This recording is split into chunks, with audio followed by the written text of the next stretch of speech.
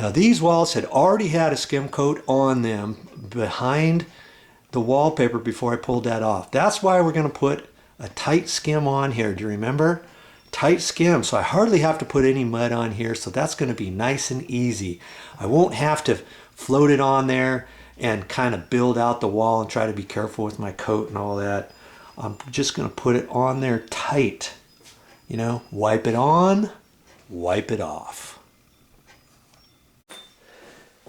Well, I guess lunchtime is over, so I can get back into my mud. Just pull my little plastic bit off of there.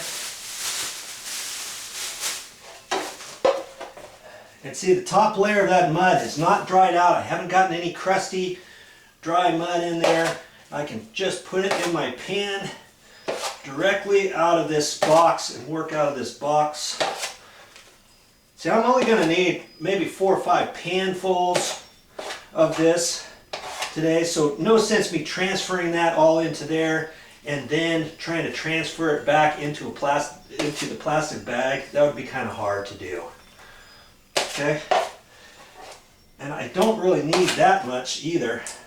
I'm just gonna put about this much in there, and the consistency is about right, just as it is.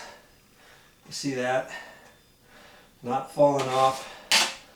There's a happy medium of, do you need water in there or not? If you do put a little bit of water in there, you just want to put a trickle and then mix it around. Okay, in fact, let's go ahead and do that just so you can kind of see. You know, I really don't need any water in here. I've got a little water bottle here. I just want to put a touch, that's it.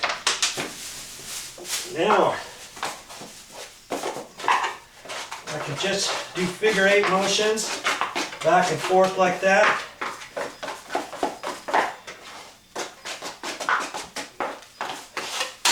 Can flip that around to get this other side if I want.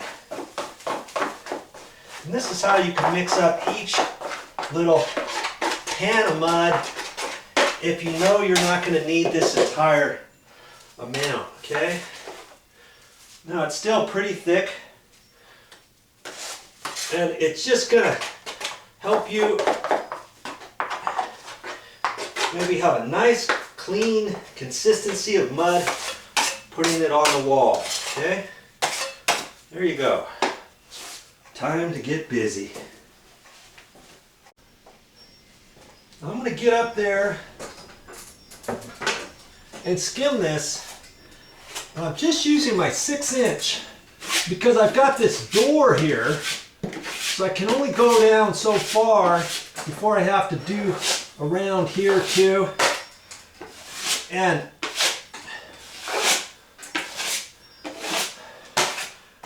I'm going to decide just to use this instead of my 12" knife. And as I'm skimming over this, I'm just putting it on and wiping it off all the way. And that's going to get any of the voids. I don't have to leave it on thick at all. This is called a tight skim because it was already on there. There was a skim coat on there from before. Okay, we're just making it better. This is going to cover up any voids whatsoever. Okay, I'm just taking it and I'm wiping it all off. That's why I can go ahead and use this 6" here. And I'll get into the 12" blade on my main wall area. Once you get into the 12, you'll know why I don't use it everywhere. Only because it gets tiring using that thing.